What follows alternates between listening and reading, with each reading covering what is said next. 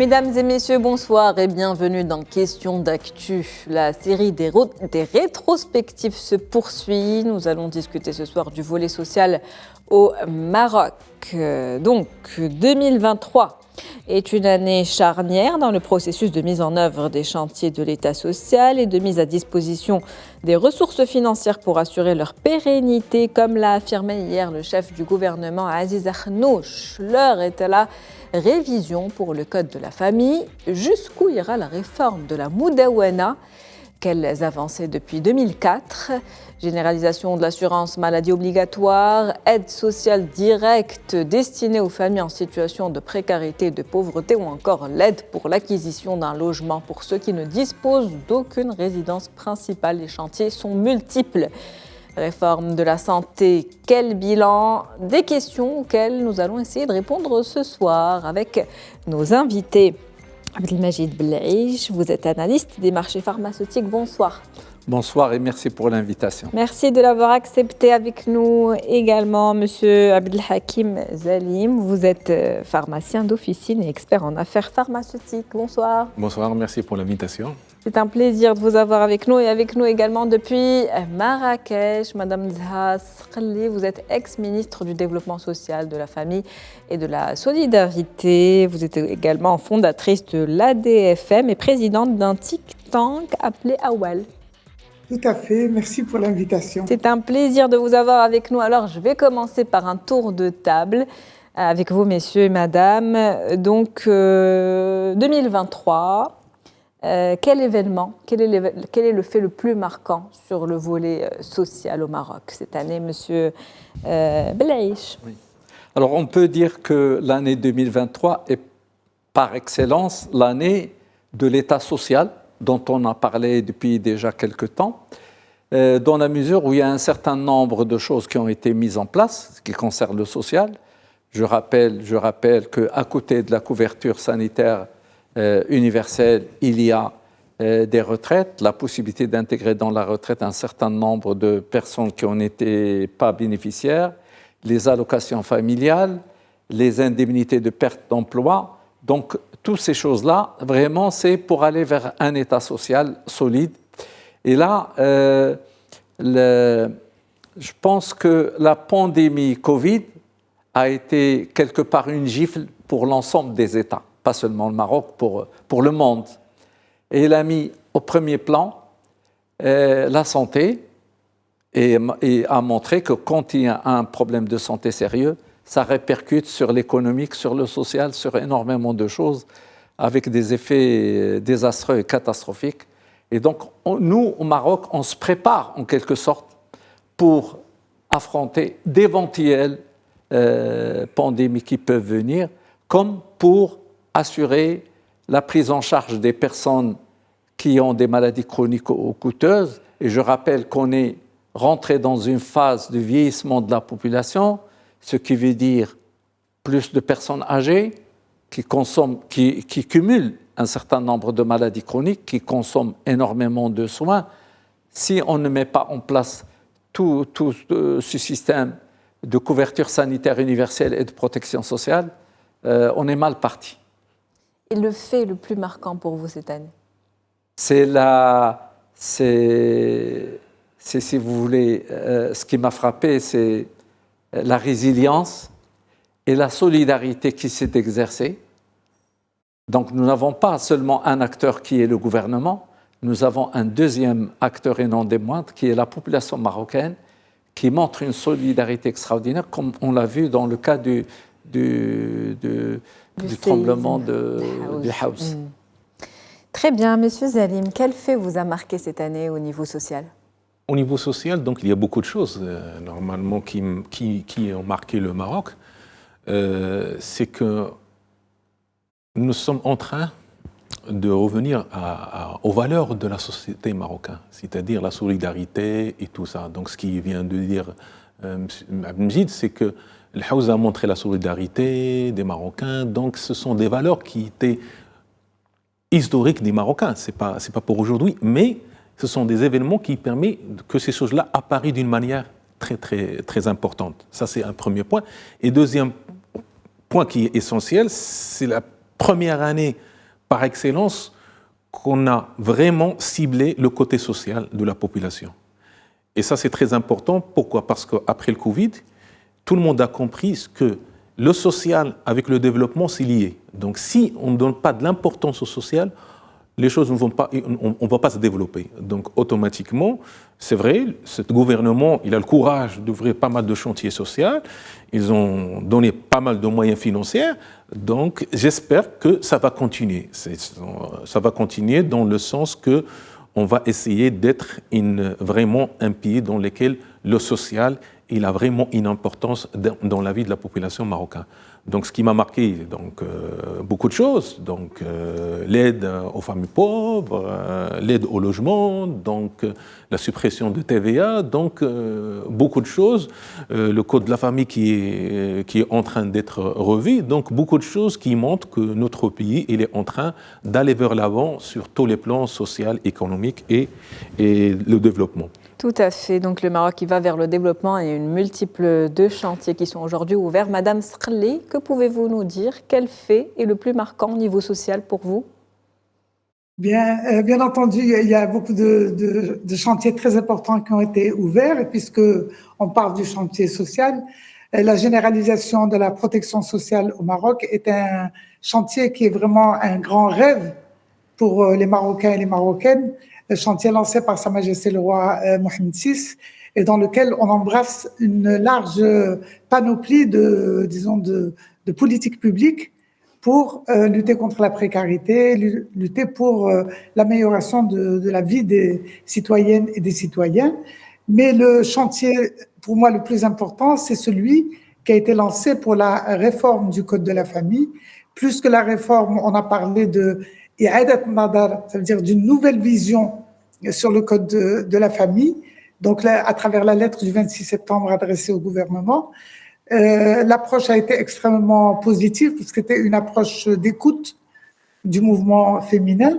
Et pourquoi je fais le lien entre le social et entre le Code de la famille ? Parce que tous ces chantiers sociaux, par exemple, je parle de l'aide au logement, de l'aide sociale directe, toutes ces aides, elles passent à travers une vision de la famille qui est une vision théorique et qui ne correspond pas à l'évolution de la société. La vision, que nous avons, que toute la société ou que l'idéologie dominante, a, c'est que c'est le chef de famille, c'est l'homme, que c'est lui qui gagne de l'argent et c'est lui qui dépense de l'argent. Et la femme, elle, est qualifiée assise à la maison, qui ne travaille pas. Or, la réalité est tout autre. Malgré les chiffres que nous donne le Haut Commissariat au Plan pour nous dire que seuls 16,5% des familles ont pour chef de famille une femme, alors que le reste des familles auraient pour chef de famille un homme, ça ne correspond pas à la réalité puisque nous voyons bien qu'il y a des dizaines de milliers de femmes qui sont fonctionnaires, qui sont médecins, plus de la moitié des médecins et des pharmaciens d'ailleurs sont des femmes, qu'il y a des femmes dans toutes les professions en grand nombre, et en plus de toutes les femmes de ménage, ouvrières, paysannes qui passent de longues heures de travail pour assurer leurs revenus, mais également qui assument les charges de la famille et qui travaillent 7 fois plus au service de la famille. Mais au niveau des politiques publiques, l'argent qu'apporte l'État contre la précarité, il passe toujours par la poche des hommes et non pas par la poche des femmes. Et je fais juste une référence, puisque notre objectif, c'est la réalisation du développement humain dans notre pays. Et le Maroc, on sait qu'il n'est pas très bien classé régulièrement. Actuellement, il est 123e dans l'échelle de développement humain. Et le Programme des Nations Unies pour le développement a identifié comme principal obstacle à la réalisation d'un développement humain à la hauteur de nos espérances et des chantiers qui ont été ouverts, c'est les disparités hommes-femmes, notamment en matière de revenus, puisque les hommes ont un revenu 4 fois supérieur à celui des femmes. Et là, il y a bien sûr des chiffres pour l'étayer, mais je ne voudrais pas prendre trop de temps. Simplement de dire que si on veut que les politiques sociales aboutissent à leur objectif, il faut absolument qu'on mette à jour les législations familiales et qu'on arrête de considérer que c'est l'homme qui est le chef de famille, puisque c'est l'homme et la femme ensemble, d'après l'article 4 du Code de la famille, qui ont la co-responsabilité et que les femmes assument beaucoup de charges à l'égard des enfants et tout ça doit être pris en compte. Tout à fait. Donc un code de la famille très attendu. Nous allons commencer par l'actualité. Donc 3 chantiers importants, impulsés tous par Sa Majesté le roi Mohammed VI, la généralisation dont vous avez parlé de l'assurance maladie, les aides directes. Et nous allons parler de ces aides justement au vu de l'annonce qui a été faite cette semaine par le chef du gouvernement Aziz Akhannouch. Donc ces aides qui vont démarrer dès ce jeudi 28. Monsieur Belaiche. Oui. Alors c'est des aides qui vont concerner 1 million de familles, soit 3,5 millions de personnes qui vont bénéficier. Alors le minimum de ces aides, c'est 500 dirhams et ça peut monter en fonction d'un certain nombre de facteurs. Bien entendu, c'est pour les familles qui répondent à un certain nombre de critères d'éligibilité. Vous savez, les gens se sont inscrits dans le registre social unifié. Et donc, c'est mieux que l'ancien système où on faisait une compensation pour tout le monde qui profitait beaucoup plus aux riches et plus rarement aux pauvres. Aujourd'hui, il s'agit donc en quelque sorte de gagner beaucoup d'argent en abandonnant ce système et en allant vraiment cibler des gens qui ont besoin d'aide, que ce soit pour le logement ou pour de la scolarisation ou pour d'autres choses. Et justement, quelles sont les conditions d'éligibilité aujourd'hui ? C'est en fonction des revenus. Les personnes qui s'inscrivent, ils sont obligés de dire « moi, je travaille ou je ne travaille pas et j'ai tel revenu ». Et c'est des choses qui se vérifient. Il ne suffit pas de dire une chose, vous savez, le ministère de l'Intérieur, il sait tout ce qui se passe dans ce pays. Sur la base des critères. Oui. Sur la base des critères. Mais qui est concerné aujourd'hui? On parle des familles vulnérables, je pense, des familles à un enfant, ceux à 3 enfants également, des familles avec des enfants qui ont un âge qui est inférieur à 21 ans, donc des mineurs. Oui, voilà. Bien sûr. Il y a des critères. Donc normalement, si la personne répond à ces critères-là, il est éligible. S'il ne répond pas, il n'est pas éligible. Et comme a dit Abdelmjid, c'est temps que la compensation va aux personnes qui en ont vraiment besoin. Donc moi, ce que je préfère, c'est que cette aide soit dans la continuité, évolue avec le temps, évolue avec le niveau de vie. C'est comme ça qu'on peut lutter contre la mendicité, contre la pauvreté, contre la fragilité et contre l'abandon scolaire. Sans ça, donc, on va vivre dans une société avec 2 disparités tout à fait différentes, des gens qui sont vraiment dans la pauvreté et des gens qui sont dans un certain niveau de richesse. Donc pour moi, la compensation, il faut qu'il aille vers les gens qui ont vraiment besoin. Parce qu'on a beaucoup de chantiers, comme a dit Mme Sqali, il faut qu'on voit la famille comme un noyau composé par l'homme, la femme et les enfants. Donc, toutes les aides vont aller vers la famille. Donc, il ne faut pas faire la distinction entre hommes et femmes. Il faut parler famille. Famille, hommes, femmes et les enfants. Et Sa Majesté le roi Mohammed VI a insisté là-dessus, insister justement. sur ça, parce que s'il faut qu'on revienne aux valeurs de la famille, donc c'est la famille, c'est un ensemble, il faut que ces gens-là vivent dans un certain niveau. Donc les enfants, il n'y a pas d'abandon scolaire, donc on lutte contre la mendicité et beaucoup de choses. Justement, puisque vous parlez d'abandon scolaire, Madame Sqali, les enfants sont au cœur justement de ce programme, des aides qui contribuent à la scolarisation prolongée, justement, puisqu'on prend en charge des familles avec des enfants qui sont mineurs et qui ont moins de 21 ans. C'est pour encourager justement ces enfants à ne pas aller travailler trop tôt pour subvenir aux besoins de la famille et à continuer à étudier. Donc, c'est 7 millions d'enfants qui sont concernés. C'est des enfants qui deviendront des créateurs de richesse, n'est-ce pas ? Eh bien, écoutez, d'abord, pour identifier effectivement les familles les plus défavorisées, il y a le registre social unifié qui est ouvert à l'ensemble des individus, des personnes qui peuvent s'inscrire pour se déclarer, si elles se considèrent comme nécessiteuses. Et c'est une liberté de tout le monde de pouvoir s'inscrire. Et ensuite, c'est en fonction des critères qui sont fixés pour chaque programme, que chaque programme pourra cibler telle ou telle famille avec des données qui sont, comme vous avez dit tout à l'heure, Monsieur Blé, je vous avais dit le ministère de l'Intérieur, il sait tout sur tout le monde, mais maintenant, en fait, c'est à travers ce registre social unifié. Mais ce qu'on pourrait dire, c'est que pour ce qui concerne la population la plus défavorisée, elle n'est pas toujours informée, et surtout pour ce qui est des femmes, étant donné leur faible accès, disons, à l'information, elles ne sont pas toujours informées de la possibilité de s'inscrire dans ce registre social unifié. La question que vous avez posée concernant le ciblage des enfants et le fait d'assurer leur scolarité, c'est essentiel au moment où nous sommes en train de lutter contre le mariage des mineurs, le mariage subi par les mineurs qui sont mariés avant d'avoir pu assurer leur autonomisation. Et je crois qu'il y a une grande prise de conscience à tous les niveaux de la nécessité d'assurer une scolarité à tous les enfants, et particulièrement aux filles, puisque c'est elles qui sont davantage exposées à l'abandon scolaire.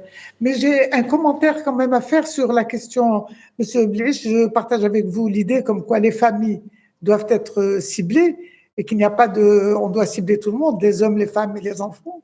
Mais seulement, le problème, c'est que nous avons une très faible connaissance de ce que sont les familles marocaines. Parce que le Haut Commissariat au Plan, la dernière étude qu'il a faite sur les familles marocaines, sur la famille marocaine, date de 1995.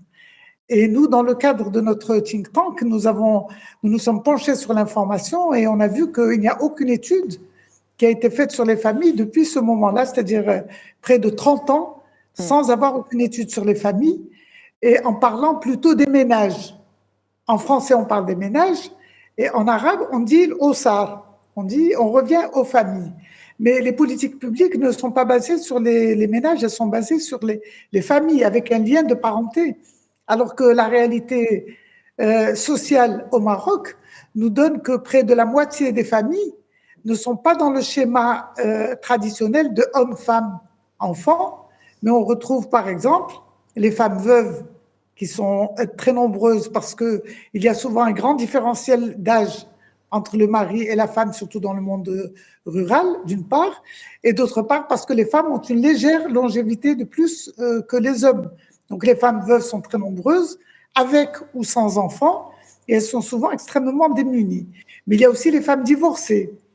Et plus grave encore, il y a les femmes suspendues, entre guillemets, ça veut dire ni mariées ni divorcées. C'est des femmes mariées, mais dont le mari a quitté les lieux, soit il a émigré, soit il a changé de lieu de vie, et il se marie avec une autre femme, et la première femme, avec les enfants, reste livrée à elle-même. Il y a aussi les mères célibataires. Donc tout ça, ce sont des familles qui composent à peu près la moitié des familles marocaines, et ce que je critique, si vous voulez, dans nos politiques publiques, et j'espère qu'on va pouvoir rectifier le tir, c'est qu'on ne cible pas les familles dans leur diversité.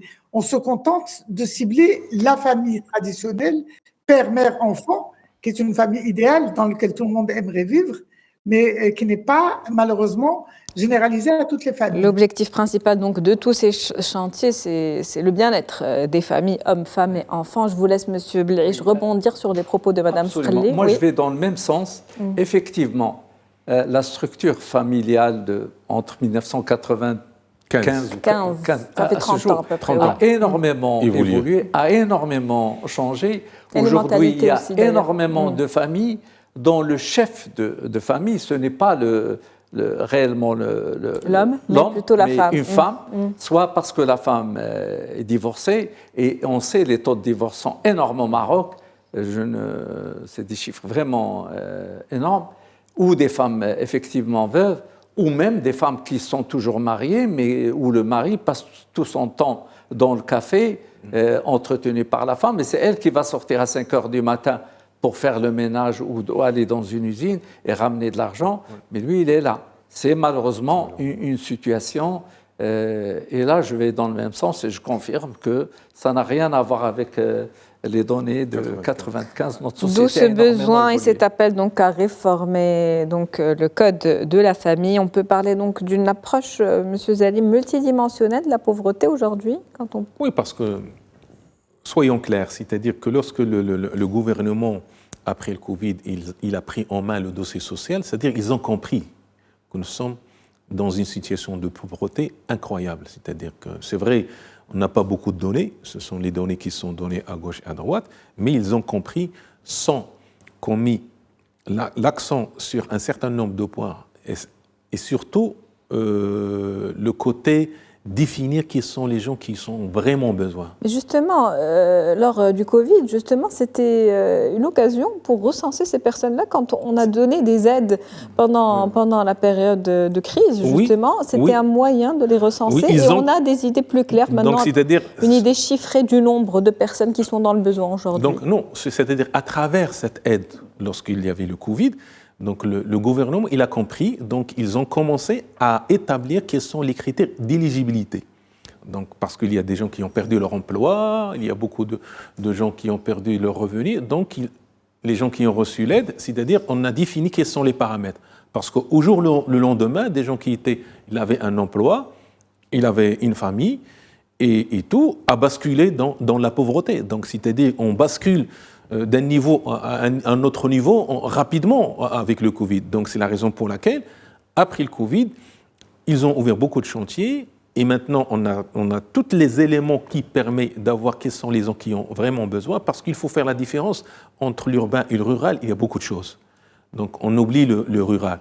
Alors que beaucoup de choses, il faut voir le rural, surtout après le séisme de Houd, on a compris que le rural, il est vraiment abandonné. Donc à ce moment-là, donc il faut essayer de voir, avoir une vision globale entre le rural, entre l'urbain, entre les problèmes qui existent dans la famille marocaine qui n'existaient pas auparavant. Donc, lorsqu'on avait les données de 1995, ce ne sont pas les données actuellement réelles. Donc, Mjid a parlé de l'auto de divorce, il a parlé des familles qui sont... Normalement, le mari est là, mais il n'apporte rien, c'est la femme qui apporte. Donc, toutes les choses... On a une évolution de la notion de la famille. D'accord, la famille n'est pas la famille de 1995. On a une nouvelle façon de voir la famille. La famille, ce n'est pas seulement l'homme, la famille, des fois, c'est la femme. Donc, automatiquement, il fallait revoir ce système-là. Madame Srelli, il a parlé des veuves. Donc, vous avez des femmes qui sont veuves, qui sont vraiment dans une situation difficile, qui n'ont pas de revenus fixes, qui n'ont pas une protection sociale. Donc, à mon avis, ce registre social, il faut qu'il serve à quelque chose. Il faut qu'il serve à définir qui sont les gens qui ont vraiment besoin.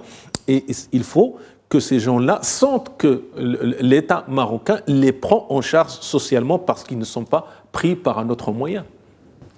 Très bien, Madame Sqalli, cette aide donc directe aux familles, je pense qu'aujourd'hui, ils sont à peu près 1,9 million de personnes enregistrées. Je sais que la somme de 25 milliards de dirhams va être mobilisée et on y ajoutera encore, je pense, 10 milliards et encore 10 milliards quand on additionnera les aides qui vont être données aussi au niveau de l'assurance maladie et pour les aides au logement. Comment va être financé tout cela selon vous ? Bien, écoutez, je voudrais d'abord ajouter à ce que viennent de dire les intervenants, les honorables intervenants qui viennent de parler, c'est que parmi les évolutions qu'il y a eu dans la société, c'est aussi le recul de l'âge de mariage, le recul très important de l'âge du mariage, qui fait qu'aujourd'hui, la moyenne de l'âge du mariage des hommes, elle est de 32 ans et de 27 ans pour les femmes. Vous allez me dire quelle est la relation avec l'évolution sociologique de la famille. Ce qui est, c'est que malheureusement, avec ce recul de l'âge du mariage, ça n'empêche absolument pas qu'il y ait des relations hommes-femmes au sein de la société et qui sont de plus en plus dans un cadre qui est extérieur à celui de la famille. Et ça, c'est regrettable. Bon, on aurait pu avoir une conception de la famille qui fasse que les hommes et les femmes s'entraident pour constituer... Tout à fait, on va en parler tout à l'heure quand on va parler du code de la famille, justement, mais... C'est pour ajouter, je n'ai pas parlé tout à l'heure des mères célibataires, mais les mères célibataires, on le sait, on connaît le combat qu'a mené Aïcha Chinna pour la reconnaissance des droits des mères célibataires, et par conséquent, les enfants nés hors mariage, qui sont aussi dans une grande souffrance, et qui sont exclus de la société, exclus de la reconnaissance de leurs droits en tant qu'enfants. Donc tout ça, si on veut cibler les enfants, on veut cibler les femmes, on veut cibler l'ensemble de la population, c'est très important d'avoir présent à l'esprit toutes ces évolutions sociologiques. Quant à la lutte contre les disparités, effectivement, les principales disparités rurales, urbaines, mais aussi hommes-femmes et aussi urbains et périurbains, il faut quand même saluer l'initiative nationale pour le développement humain qui a contribué à la baisse de la pauvreté, enfin à la diminution des disparités, notamment en faveur des régions les plus défavorisées. Et la lutte contre la pauvreté, disons, et pour le développement humain ne peut être que multidimensionnelle, c'est-à-dire à travers les aides directes, mais aussi à travers un ensemble de politiques publiques pour favoriser l'emploi des jeunes, pour soutenir l'entrepreneuriat, enfin, il y a une multitude, disons, d'approches sociales qui doivent converger vers le même résultat. Une aide donc multidimensionnelle, oui. Je vous écoute, madame, dites-moi. Ben, oui, parce que d'abord, l'emploi, ça passe par l'éducation, par l'enseignement. Donc, la réforme de l'enseignement, aujourd'hui, il y a des mutations aussi dans le monde de l'emploi parce que les formations qui permettaient avant d'arriver à un emploi, il y a des professions qui disparaissent complètement et qui sont remplacées par d'autres. Aujourd'hui, on est dans l'ère des nouvelles technologies, de l'intelligence artificielle et on a besoin plus que jamais de former des cerveaux qui sont bien faits et non pas des cerveaux qui sont bien pleins. Et donc, la réforme de l'enseignement, c'est une des dimensions majeures pour nous permettre de franchir le pas du développement et permettre l'accès à l'emploi. Et bon, je dis toujours cette dimension genre, c'est-à-dire prendre en compte les hommes et les femmes dans leur diversité, dans leurs différences parfois, égaux en droit mais différents dans leurs conditions de vie. Par exemple, quand on parle des NEET, de ceux qui sont sans emploi et sans formation, on cite des chiffres qui sont hallucinants, mais on ne dit pas que 70% de ces jeunes qui sont sans emploi et sans formation, qui ne sont ni en cours d'emploi ni en cours de formation, eh bien 70% ce sont des femmes. Alors aussi, il y a la conception patriarcale de la famille qui fait que les filles, même quand elles étudient et qu'elles ont un haut niveau de formation, elles n'accèdent pas à l'emploi. Tout à fait, d'où les efforts. Ces doivent être convergés vers le fait d'avoir une politique de développement humain qui soit durable et qui ne s'appuie pas uniquement sur le transfert, disons, monétaire direct. Une politique donc de développement humain durable, d'où les efforts aujourd'hui mobilisés justement et les investissements déployés dans la formation, comme vous venez de le dire, et notamment des formations qualifiantes pour que les jeunes d'aujourd'hui aient accès à l'emploi et que ce soit des emplois adaptés justement à toutes ces technologies, à l'intelligence artificielle et à tout le nouveau contexte dans lequel on vit aujourd'hui. Je me tourne vers vous, Monsieur Belaiche, pour parler toujours de cet investissement donc, et de cette somme de 25 milliards de dirhams qui va être mobilisée. Moi, je vais parler en général à la fois de la couverture, du financement de la couverture sanitaire universelle et de la protection sociale. C'est énormément d'argent qu'il faut mettre en place. Les 51 milliards qui ont été mobilisés, ça ne sera rien du tout parce que ça servira à mettre en place le système, mais pas de garantir sa pérennité. Or, le plus important, ce n'est pas de construire un système de protection sociale et de couverture sanitaire universelle, mais de garantir sa pérennité sur des années et des décennies. Or, au Maroc, nous avons un problème, et c'est un vrai défi. Le secteur informel, 30 à 40% de l'économie nationale, 12% du PIB et 77% d'employés qui sont dans ce secteur. Ça veut dire que nous avons une bonne partie de la population qui n'est pas sous le radar ni de la fiscalité, ni de quoi que ce soit. Tout à fait, qui échappe à l'assiette fiscale. Si ces personnes-là, si ce secteur informel reste comme tel et qui n'est pas formalisé, ça veut dire qu'on manquera de recettes fiscales. Or, elles jouent quand même un rôle important pour financer la santé, l'éducation, etc. Et d'autre part, beaucoup de gens ne vont pas cotiser. Or, c'est un système où il doit y avoir une mutualisation, en ce sens que ceux qui sont en bonne santé paient pour ceux qui sont malades, et pour la retraite, ceux qui sont jeunes paient pour les vieux. C'est très important. S'il n'y a pas une formalisation de ce secteur informel, ça sera un vrai défi. Parce qu'on ne peut pas imaginer que l'État marocain va continuer à financer la couverture sanitaire et la protection en s'endettant infiniment. Ça ne marchera pas comme ça. Sinon, tout le système s'écroulera un jour ou l'autre. Donc, il est très important aujourd'hui. Tout à fait, mais il faut bien commencer quelque part. Oui, hein, oui. Mais il est important d'aller, pour garantir cette pérennité du système, de faire en sorte d'intégrer toutes ces personnes-là qui sont aujourd'hui hors radar. Tout à fait. Donc, l'économie informelle, qu'il faut intégrer au sein du circuit officiel. Il reste quelques minutes encore, une quinzaine de minutes, et on a beaucoup de choses à voir. On n'a pas encore parlé de logement, Monsieur Zalim. Oui. Peut-on parler de cette aide au logement? Ce que dit Abdelmjid, c'est très important.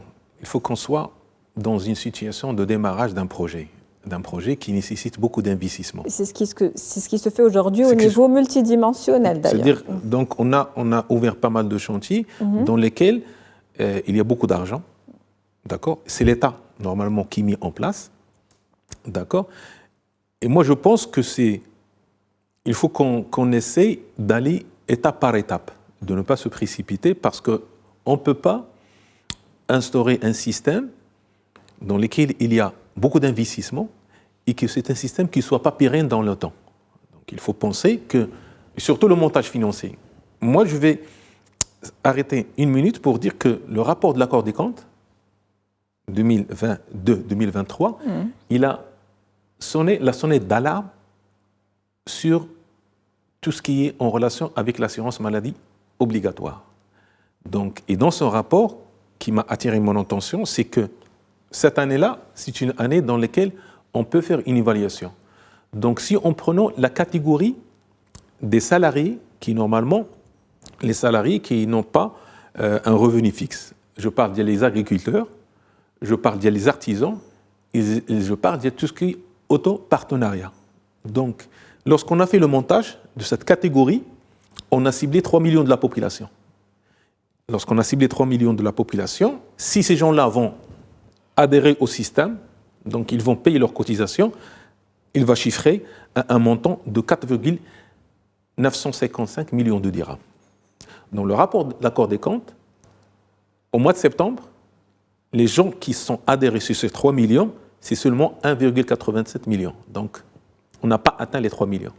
Donc, et avec la cotisation de ces personnes-là, on a atteint un taux de cotisation de 1,337 millions de dirhams. Donc, chiffre. Et qu'est-ce qu'on voit? Que ces gens-là, lorsqu'ils ont adhéré, ils ont commencé à avoir des dépenses en matière de la santé. Donc, et selon les mêmes données au mois d'août 2023, les dépenses de la santé s'élèvent à 1,180 millions de dirhams. C'est-à-dire, au bout d'une année, on n'est pas entre l'équilibre entre tout ce qui est recettes et tout ce qui est dépenses. Et ça, c'est grave. Pourquoi c'est grave? Parce qu'on a un système qu'au bout d'une année, il a montré qu'il est limité financièrement. Donc, ce qu'il faut faire, c'est dans tout montage financier, donc il faut qu'on mette en place ce qu'on appelle une analyse de risque. Quel est le risque que ce montage-là ne marche pas? Donc, automatiquement, lorsqu'on va définir quelles sont les choses qui ne marchent pas pour ce montage financier, on va essayer d'éviter un scénario catastrophique. Parce qu'on ne veut pas arriver à la fin avec un système qui, au bout d'une année ou 2 ans, va être en faillite. À quoi sert si, au bout d'une année ou 2 ans, on va être en faillite? Donc, à mon avis, le rapport de la Cour des comptes, il a attiré l'attention sur 2 éléments qui sont essentiels, qui sont là-bas. C'est le finance, qu'il faut trouver un modèle financier pérenne. Donc, et pour trouver un modèle financier pérenne, c'est question de voir où on peut avoir de la cotisation, donc encourager les gens à cotiser, comme a dit Blaise. Et deuxièmement, il faut essayer de maîtriser les dépenses de santé. Et donc, il faut qu'on se pense sur 2 volets. Comment attirer les gens à adhérer? Ça va apporter de l'argent. Parce qu'un système viable, c'est un système qui va être en relation avec l'adhésion. Ce n'est pas la solidarité, parce que l'État ne peut pas, chaque année, verser de l'argent. Donc l'État, il a ses limites, il a des limites budgétaires. Donc si on a un système qui attire les gens à adhérer, on aura de l'argent. Et de l'autre côté, si on met en place un système dans lequel on va maîtriser les dépenses de santé, donc d'une manière vraiment, une bonne gouvernance liée au système, peut-être on aura un système qui reste pérenne. Par contre, si on continue dans ce sens-là, donc on n'encourage pas les gens à adhérer, on ne lutte pas contre l'informel, donc automatiquement le système va avoir des problèmes et je ne pense pas que tout le monde aimerait arriver à un scénario catastrophique. Je partage totalement l'idée comme quoi il est impératif d'élargir l'assiette des cotisants dans tout système de santé, dans tout système de protection sociale pour permettre effectivement à ce que toute la population bénéficie d'une protection sociale à travers un système de cotisation et non pas simplement à travers un système de solidarité. Mais d'une façon générale, il faut dire aussi qu'il est impératif pour un secteur social que l'État apporte sa contribution. Donc, il y a justement aussi parler de la réforme fiscale, et de la nécessité d'élargir aussi l'assiette fiscale et disons, d'explorer de nouvelles niches pour introduire, disons, davantage d'argent dans les caisses de l'État. Je parle par exemple de la question de l'héritage, qui est un tabou à plusieurs égards, mais pour ce qui est de l'héritage chez nous, il y a de grosses fortunes qui passent d'une main à une autre sans qu'il y ait la moindre, disons, que l'État ne profite en rien du tout de cette... c'est-à-dire, il y a des gens qui héritent des milliards, comme on dit, sans que l'État ne bénéficie en rien de ce transfert, disons, de richesse à travers l'héritage. Et rien n'empêche, disons, d'ouvrir cette niche. Et même si on exonère une grande partie de l'héritage pour ce qui est des sommes, qui sont des sommes, disons, moyennes, mais qu'il y a les sommes supérieures et très supérieures dans lesquelles l'État devrait pouvoir aussi piocher pour renforcer ses caisses et pour faire que le système de solidarité fonctionne. Donc, pour moi, encore une fois, il s'agit d'une politique multidimensionnelle. Et pour ce qui est effectivement de formaliser l'emploi, formaliser les petites entreprises, c'est-à-dire les encourager à entrer dans le système formel et pouvoir ainsi cotiser et, disons, améliorer la gouvernance d'une façon générale de notre pays. Tout à fait, un système donc, comme vous le dites, multidimensionnel. Mais en ce qui concerne l'aide au logement, que peut-on dire, sachant que le budget de l'État, Madame Srali, oui, dites. Bien, vraiment pour le budget de l'État, vous me donnez l'occasion de vous dire la même chose, qu'on considère toujours la question du chef de famille et sur une base plus idéologique. On parle de logement, Madame Srali, on parle justement de logement aujourd'hui, de ces aides au logement. Donc, ce sont les aides aux acquisitions de logements. Comment elles vont répondre aux besoins de ces familles, justement, dont on parle depuis tout à l'heure? Comment répondent-elles aux besoins des Marocains et Marocaines aujourd'hui qui n'ont pas encore de résidence principale?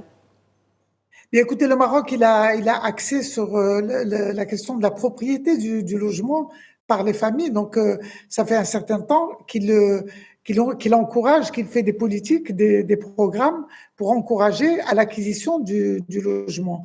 Donc, notre pays, en la matière, a franchi pas mal de pas. Mais maintenant, bon, il s'agit d'accentuer disons, ces politiques à travers les aides qui sont prévues dans ce sens. Mais je ne pense pas que ce soit une question, disons, secondaire que de tenir compte du fait que les femmes et les hommes doivent bénéficier autant de ces politiques publiques. Parce que j'ai eu des cas, étant donné que je reçois énormément de doléances, j'ai des cas des femmes qui me disent l'aide au logement, c'est le mari qui l'a pris et il lui dit ben, si tu veux que je mette la maison au nom de tous les deux, moi l'État m'a donné tant, eh bien, il faut que tu apportes autant pour qu'on puisse. C'est-à-dire il considère que cette aide qui lui est attribuée, elle lui est attribuée personnellement. Et c'est-à-dire l'État devrait faire obligation. Alors que l'État l'attribue bien à la famille. Donc il faut insister sur ce point. Attentif à faire que la propriété de ce logement ne soit pas la propriété exclusive de l'homme, mais qu'elle soit la propriété de l'homme et de la femme. Tout à fait. Étant donné qu'il arrive qu'avec cette aide au logement, il va prendre un logement, il va répudier la première femme et il va épouser une autre femme. Tout à fait, on a bien compris votre idée, Madame Srli, merci. Moi, j'insiste pour parler de cette question, à côté d'autres questions, bien sûr, qui sont tout aussi importantes. Je comprends, mais le temps presse et il y a encore plein de sujets qu'on doit aborder, notamment avec vous, messieurs, aujourd'hui, donc qui êtes présents. Et ce budget donc alloué au secteur de la santé, qui a augmenté de 9,1%. Donc cette année, quel bilan peut-on faire justement au niveau de la santé aujourd'hui, cette année 2023? Que peut-on dire?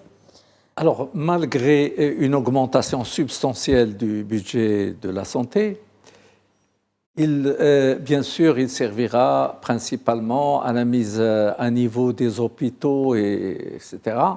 Il y a une revalorisation des salaires des médecins qui travaillent dans le secteur public. Il y a le projet géant de la digitalisation du système. Donc, c'est là où est mis l'argent. Mais réellement, est-ce qu'il suffira quand il s'agira d'intégrer dans la couverture sanitaire universelle, qui avant c'était 11 millions, on va passer à 36-37 millions, c'est-à-dire pratiquement 30 milliards de dirhams. Oui, ça ne sera pas suffisant. Pourquoi? Parce que quand ces gens-là qui n'avaient aucune couverture sanitaire vont arriver avec leurs maladies chroniques, avec leurs cancers, avec tous leurs maux. Et donc, il y a une forte demande de consommation et de médicaments, et de soins, et d'hospitalisation, etc. En parlant de médicaments, il y a aussi cette exonération de la TVA sur les médicaments. Oui, l'exonération de la TVA sur les médicaments. Là, ça va au bénéfice direct des citoyens, on est bien d'accord. Oui, pas seulement des citoyens, mais aussi pour les caisses de l'assurance maladie. Parce que rien que pour les patients, l'ensemble des patients marocains, ça va faire une économie de 1 milliard de dirhams sur une année, à peu près 1 milliard de dirhams d'économie. Oui, et en plus, c'est une mesure qu'on demande depuis 2 décennies pratiquement. On dit que ce n'est pas normal de payer la TVA sur la maladie, sur le malheur. Et en plus de ça, quand on a benchmarké le système de fixation du prix de médicaments, on n'a pas benchmarké le système de TVA où les taux étaient plus faibles dans les pays de comparaison. Donc c'est une très bonne mesure aujourd'hui. On ne peut que se réjouir de cette décision. Quel impact aura-t-elle, M. Zalim, sur l'économie nationale? C'est-à-dire la suppression de TVA? Tout à fait. Donc la suppression de TVA... En plus des 1 milliard de dirhams qui vont aller à la caisse de l'État. Donc 1 million de dirhams, c'est l'État qui va pas les récupérer parce que la TVA, donc la suppression de TVA sur le médicament, donc l'État, c'est vrai, oui, c'est ça. Il n'aura pas, c'est dans sa recette fiscale qu'il va abandonner. Mais ce que je peux dire qu'actuellement, le système de santé marocain, il est en grand chantier. Donc lorsque tu ouvres un grand chantier dans un système, tu as besoin de financement, parce qu'on a besoin de financement pour... Justement, la Banque mondiale vient d'accorder un financement de 500 millions de dollars cette semaine même. Parce qu'il faut moderniser, et la modernisation va coûter de l'argent, il faut moderniser les infrastructures, il faut s'ouvrir sur les nouvelles technologies, parce qu'il faut s'ouvrir sur la digitalisation, la numérisation, donc il faut s'ouvrir sur la télémédecine, il faut s'ouvrir sur beaucoup de choses. Donc, et automatiquement, lorsqu'on s'ouvre, on a besoin d'investir, on a besoin d'une bonne gouvernance, d'accord? Et ces 500 millions dont je parlais de dollars sont issus d'investissements privés, il faut préciser. D'accord. Donc, automatiquement, il y a c'est-à-dire un grand effort de l'État, donc le chantier est là, on voit beaucoup de travaux, beaucoup de constructions, les CHU, les centres de santé, donc le ministre de la Santé s'est lancé dans la digitalisation et l'anonymisation, donc il a ouvert beaucoup de chantiers que j'espère qu'il va essayer d'aboutir dans ce chantier-là. Et comme a dit M. Blaise, c'est lorsque on va généraliser l'assurance maladie obligatoire, c'est là où il faut bien réfléchir. Pourquoi? Parce que si je prends par exemple l'état actuel, entre la CNSS et la CNOPS. Donc les gens entre la CNSS et la CNOPS, je trouve un volet que je maîtrise, ce sont les médicaments. La CNSS qui va tripler qui a triplé ses investissements en 2023. Des indicateurs. Un indicateur très simple. Si vous prenez la CNOPS, la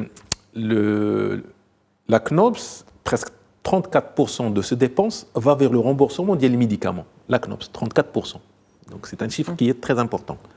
Si je prends la CNSS, c'est 32%. Donc, en triplant le nombre d'adhérents, donc la consommation va augmenter. Donc lorsque la consommation va augmenter, donc automatiquement, est-ce que le ministre de la Santé sera capable de maîtriser ces dépenses-là? Il s'attend à de bonnes retombées positives tout de même avec tous ces chantiers qui sont mis en place aujourd'hui. Les retombées positives sont là parce que la consommation va augmenter, donc le chiffre d'affaires de l'industrie pharmaceutique, le secteur pharmaceutique va augmenter. Puis le pouvoir d'achat du citoyen qui va également augmenter. Les prix qui étaient dépensés dans des choses inutiles vont revenir à des choses qui sont utiles. Tout à fait. Donc automatiquement, il faut quand même penser à l'avenir, penser à un système pérenne, mettre les garde-fous, éviter un certain dérapage. Donc une bonne gouvernance de système va permettre de pérenniser le système et que les Marocains profitent d'un système social qui sera durable dans l'intérêt de tout le monde. Monsieur Blaich, vous voulez rebondir sur les propos de Monsieur Zalim? Alors, je voudrais surtout revenir sur la TVA et dire que malheureusement aujourd'hui, si les médicaments, 85% du volume de médicaments consommés au Maroc est passé de 7% de TVA à 0%, une exonération totale, chose qu'on applaudit. Malheureusement, les dispositifs médicaux, ils sont toujours à 20%. Or, s'il y a des dispositifs qui sont à bas prix, il y a aussi des dispositifs qui sont coûteux. Je parle des prothèses, d'un certain nombre de choses, et malheureusement qui sont grevés de cette TVA de 20% qui vient alourdir la facture pour les patients. Il faudrait là aussi, comme pour les médicaments, faire une exonération des dispositifs médicaux les plus importants, essentiels. C'est quelque chose de très important. Tout à fait. Donc, avant de clore cette émission, Madame Sqli, revenons donc sur ce chantier du Code de la famille. Donc, quelles sont les avancées aujourd'hui depuis 2004 ? Quelles sont les attentes et les points importants? Pour ce qui est de la réforme annoncée du Code de la famille, Sa Majesté le Roi, à travers son discours du trône de 2022, a mis l'accent en même temps sur les réalisations qui ont accompagné la réforme de 2004 et donc on ne peut qu'applaudir. Bon, il y a eu des progrès certains, mais ces progrès n'ont pas été vraiment achevés puisque nous avons vu un grand nombre de dysfonctionnements et de défauts dans la mise en application du Code de la famille de 2004 qui ont fait qu'on assiste pratiquement à une régression puisque, par exemple, en ce qui concerne le mariage des mineurs, qui est une question sur laquelle il y a le plus de consensus, alors que le législateur en 2004 avait prévu que l'âge du mariage était 18 ans et qu'il pouvait y avoir donc des exceptions selon le pouvoir discrétionnaire du juge. Eh bien, malheureusement, on a constaté que les exceptions devenaient de plus en plus nombreuses et qu'en fait, il y a eu il n'a pas eu du tout le résultat escompté en matière de lutte contre le mariage des mineurs, et notamment à cause de considérations aussi idéologiques qui ont fait la promotion du mariage des mineurs au détriment de la vie de ces filles qui se trouvent mariées avant même d'avoir assuré leur propre autonomisation. Et tout à l'heure, en parlant de l'enseignement, on a dit que c'était une des choses qu'il fallait assurer pour les fillettes, pour les protéger contre le mariage précoce, à côté de la pénalisation du mariage des mineurs qui passe parfois par la loi et parfois qui contourne la loi à travers la Fatiha. Mais il y a aussi la question de la polygamie et il y a surtout des injustices très graves qui sont apparues, comme la question de la tutelle sur les enfants, qui est l'exclusivité du mari au détriment de la femme et qui montre principalement ses défauts quand il y a divorce, quand il y a mésentente au sein de la famille et qui fait qu'une femme qui a la garde de ses enfants ne peut pas les inscrire à l'école, ne peut pas leur changer d'école, ne peut pas leur faire leur passeport, ne peut pas les faire sortir, enfin ne peut rien faire au nom des enfants, puisque le pouvoir, disons, entre guillemets, ou la tutelle légale reste l'exclusivité du mari.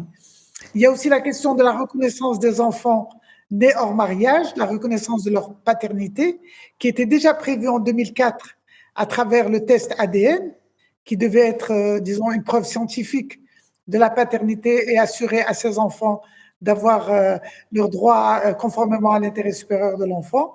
Eh bien, cette question n'a pas atteint les résultats escomptés, puisqu'on a estimé que le test ADN ne devait pas servir de base pour la reconnaissance. Merci à vous, Madame Zahra Sqali. Je rappelle que vous êtes ex-ministre du Développement social, de la Famille et de la Solidarité. Vous êtes également fondatrice de l'ADFM et présidente d'un think tank appelé AWEL. Avec nous également Monsieur Abdelhakim Zalim. Je vous laisse très rapidement, une trentaine de secondes, un dernier mot à dire. Parce qu'on arrive au terme de l'émission. Ah, donc moi, je souhaite que... En 2-3 mots. Non, je souhaite que ça va continuer. Donc, tout ce qu'on a discuté aujourd'hui, c'est dans l'intérêt de notre pays. J'espère que ça va continuer et qu'on aura un système modèle parce que nous avons vraiment besoin de beaucoup de choses sur le plan social. Merci à vous, Monsieur Zalim. Je rappelle que vous êtes pharmacien d'officine et expert en affaires pharmaceutiques. Un dernier mot, Monsieur Blaïch. Alors, ce que je voudrais dire, c'est que la mise en place de la couverture sanitaire universelle et de la réforme ou de la refonte du système de santé qui est un préalable sont un projet historique. Le projet Royal est historique, mais c'est un projet qui est extrêmement complexe, extrêmement ambitieux et de grande ampleur et qui ne peut pas se faire d'un claquement de doigts. Ça va prendre du temps. Merci à vous, Monsieur Abdelmajid Blaïch. Vous êtes analyste des marchés pharmaceutiques. C'était un plaisir de vous avoir avec nous, tous les trois. Je remercie nos trois invités. On arrive déjà au terme de questions d'actu. On se retrouve demain pour une nouvelle rétro.